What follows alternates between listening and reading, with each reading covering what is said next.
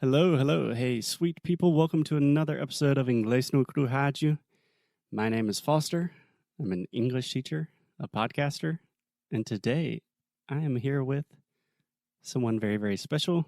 Not only to me, but just a special person in general, my dad.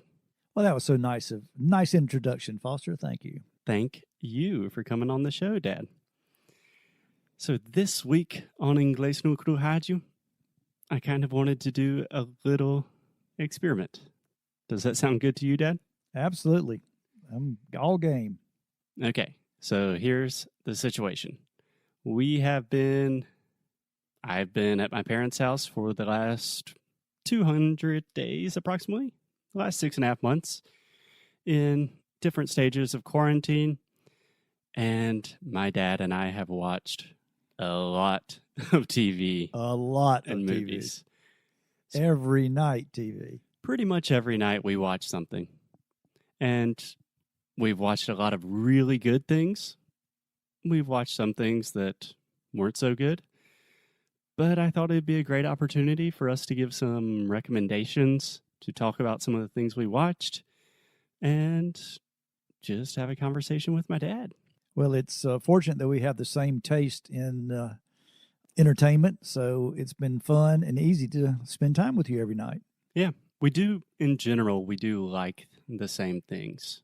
There are very few things that you want to watch that I just totally don't want to watch, and vice versa. Correct.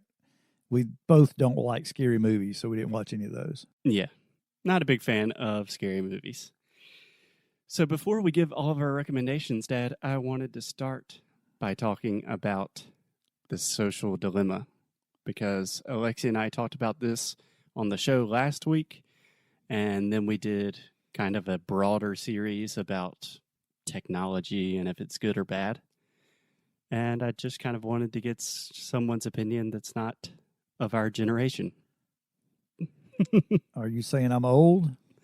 Yes, I want to know what an older gentleman thinks about technology, our privacy, distraction. Is technology a force for good, or are we all going to die from some artificial intelligence? Well, I think you'll agree. I'm pretty tech savvy for an old guy, and I'm like to be on the cutting edge. And ooh, that's a good phrase. Yeah. Cutting edge. That means to be on the frontier of something. Right. And so I like to know what's going on. I'm not a Facebook user. I just don't see the need. Yes, you are. Well, you have Instagram. That's right. Facebook owns Instagram. You got me. But the social dilemma really, of course, we've always known about the privacy issues, but the social dilemma really hit home at how insidious the extent that Facebook and Google and the other tech giants really, really have gone, the lengths they have gone to almost entrap the attention of their users. Yeah, especially the younger folks that just live and breathe Facebook 24/7. And coming from the industry leaders that have kind of realized how bad this is, it was really interesting to listen to what they had to say. Yeah. So to begin, just two quick language questions. You said it really hit home.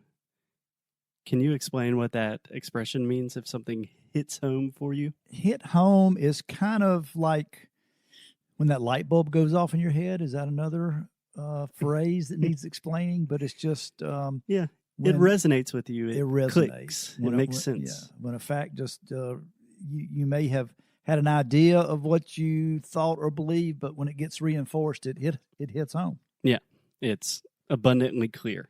Correct. And another word you used, insidious. What does that mean? Insidious is it's not a good word if you describe someone insidious. Insidious is it's not criminal, but it's bad intent. That's exactly what I was thinking. I guess is the best way to Yeah. say that. Definitely not a common word. Most people do not need to know that. I think that's the first time my dad has said insidious in at least 6 months. But it's just someone or something with kind of bad, nefarious intentions. Okay. So, Dad, we explained on a previous episode about, what the movie was about and everything like that. So most people understand where we are coming from in terms of the content of the movie. But I'm curious to know, does this change anything for you? Like, will you think about your technology any differently or stop using any technology? Are you deleting your Instagram account? No, and I look at Instagram as strictly just following shared interests that I have with other folks, and that's it's I think pretty tame. It's pretty much golf videos for you. Golf and cars and boats and that kind of thing. And just to clarify, every time my dad posts a photo or video on Instagram, you normally have how many likes do you get? About 12. 12. Alexia is definitely one of them. Thousands. Cool.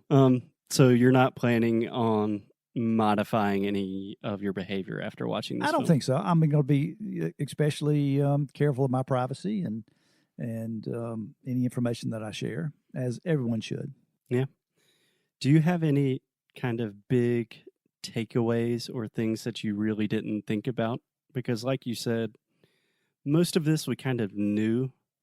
Like, we understand privacy and most of the tech giants are selling our data.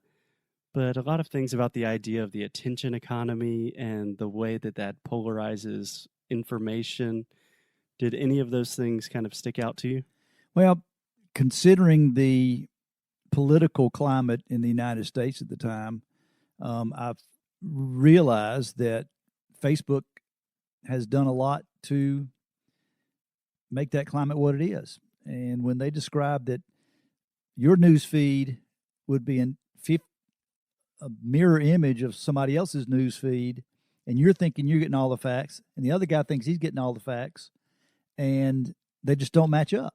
And that's how two people could be looking at the same thing and have totally different viewpoints. And I think that's what's happened in our country. And in that respect, Facebook is doing more harm than good. Yeah. I mean, this movie definitely kind of portrayed Facebook as the biggest villain. And they probably are. But this goes for most of the tech giants.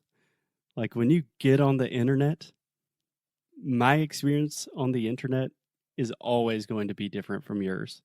And I don't think most people realize that. And it's kind of crazy. Well, that's what we learned. And that's how they get you. Yeah. Yeah. What about the characters in the movie? Alexia and I talked a lot about Tristan Harris. He's someone that I've followed for a long time. He has a podcast. And Jared Lanier was the guy with the dreads. Yeah. The dreadlocks. What did you think about all of these kind of ex-Silicon Valley people? Well, I thought they were very passionate in expounding on the dangers that they see the technology presents to society. And I thought they were very sincere and very believable. And I think it took a lot of courage for them to come out and take the position they have. Yeah. Imagine what they're saying is, we built this, and essentially what they're saying is, we built it and we think it's ruining the world. Yeah. And I mean, Tristan said at the very end, somebody asked him, do we have to do this? He says, yeah, we have to do this. Yeah, the last question of the documentary, someone said, how do you think, or do you think we're going to get through this? Like, do you think everything is going to be okay? And he did not say yes or no. He just said, we have to. We have to, yeah. Cool. Well, Dad, I think that's a good place to end it for today. Tomorrow we'll come back and give you some of our favorite recommendations of the last 6 months and more fun conversations from my dad. Thank you. Just don't believe everything you see on Facebook. Exactly. See ya.